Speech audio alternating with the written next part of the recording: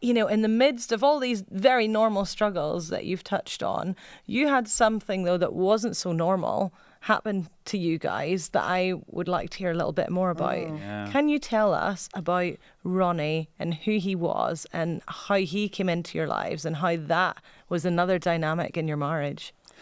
Well, it was one Christmas. We hadn't been married very long. The kids weren't born then. And it was, I opened the door. It was the day before Christmas Eve, 1975. There's a man standing in the darkness. I half recognised him.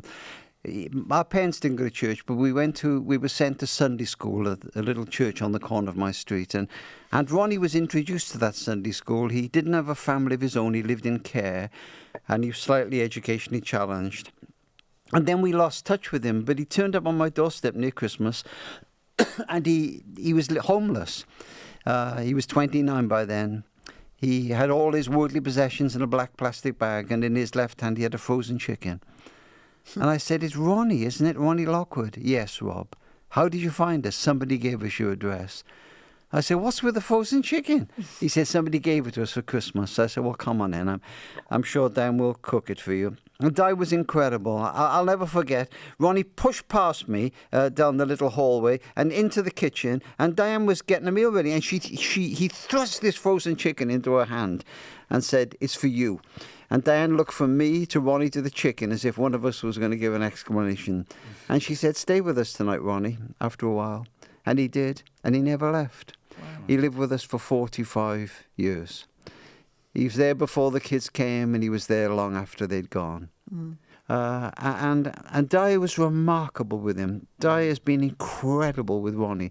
Because you were a mixture of roles, weren't you? Mother. Oh, yeah, I was a mother, social worker, teacher. It was the most amazing experience of our life.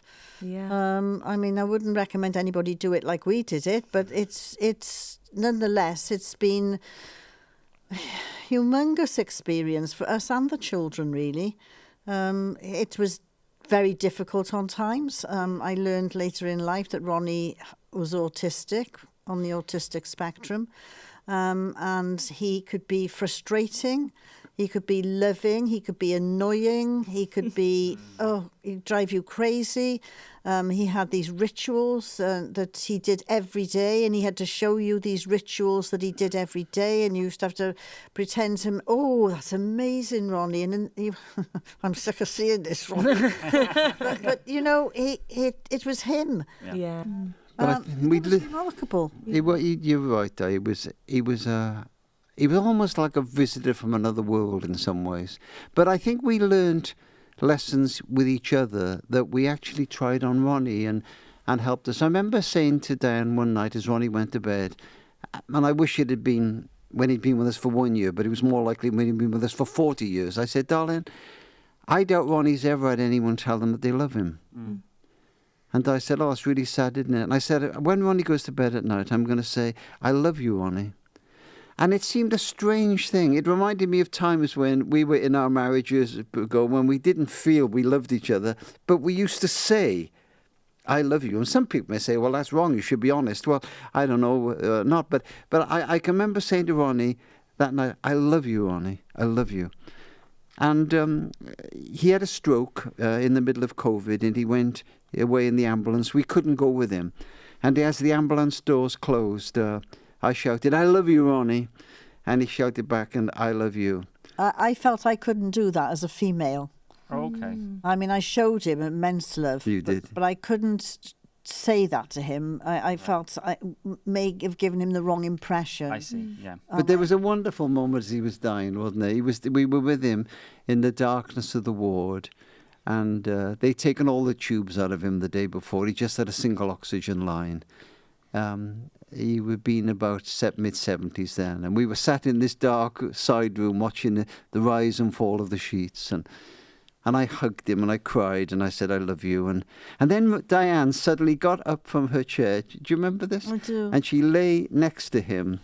Well, you tell us. I just lay my head next to his on the pillow, and I started singing "Jesus Loves Me," and it was just lovely. Yeah. And I just wanted him to know that there was somebody there with him to the very end, and that he wasn't alone.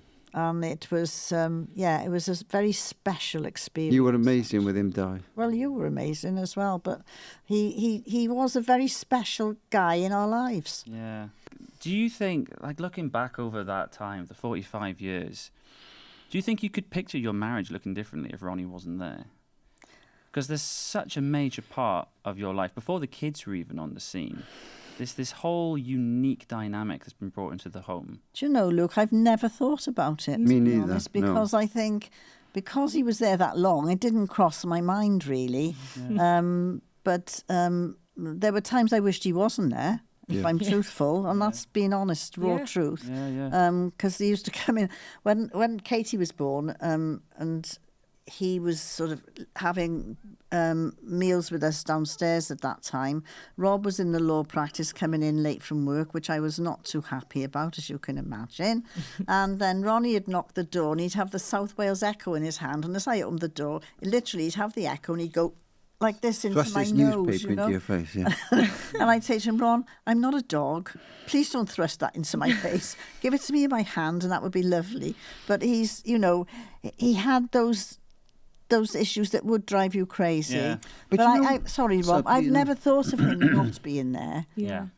Because that's an interesting question. It really is. In all the years, nobody's ever asked us that question. But it's an interesting one, because I think when you're going through a difficult time in your relationship, and we were for lots of those years, you tend to focus on yourselves. What I'm not getting from the relationship, what I want, what I deserve, what you should change, and so forth. And the truth is, you can't change somebody else, but you can change yourself. Yeah.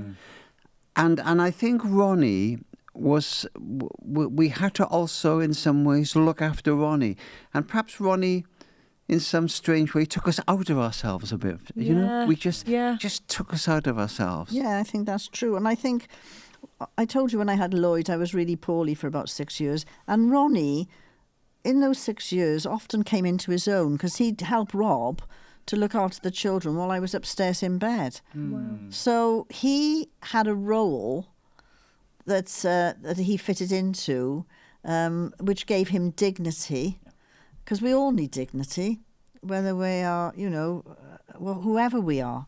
And it gave him dignity, I think, and Rob was, very grateful for the help. Yeah. Ronnie began as a lodger, then he became a friend, and then in Di's illness he became the brother I never had.